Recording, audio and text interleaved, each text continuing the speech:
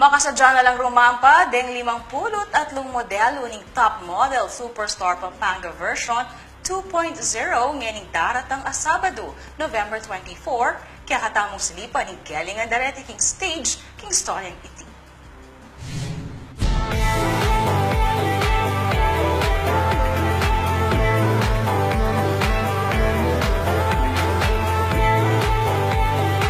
Linwaling Gelling anda king pamagrampa rin kaya nakang modelo akabilang king top model Superstar Pampanga version 2.0.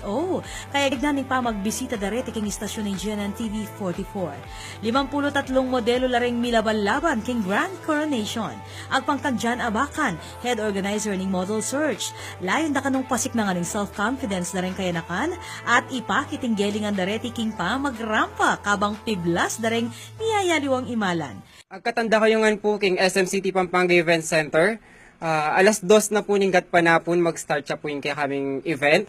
So, sana po datang kayo po makasaksi kayo pong malinis, ampong palaban ampong kandidata ng Top Model Superstar Pampanga. Pek maragulda naman rin modelong dina Mariela at Clark Dieter, ing positibong karanasan king pamakyabe king mesabing ligligan. Ako po, kasi balo kong aligaburi sa likod sa sarili ko, king metong mong hawla, di ba?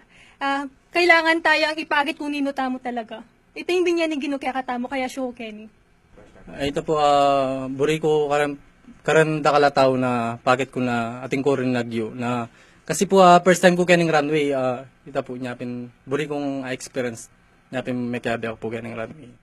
Ganapan ning Grand Coronation king daratang November 24, alauna ninggat panapon king SM City Pampanga Trade Hall. At katanda ko nga pong malalbe, Top Model Superstar Pampanga, king daratang Nobyembre 24, alas 2 ninggat panapon, king SM City Pampanga Event Center. Ako po, Patricia Mamangon para king News Force Pampanga. Balitang tutuking balen, susunod.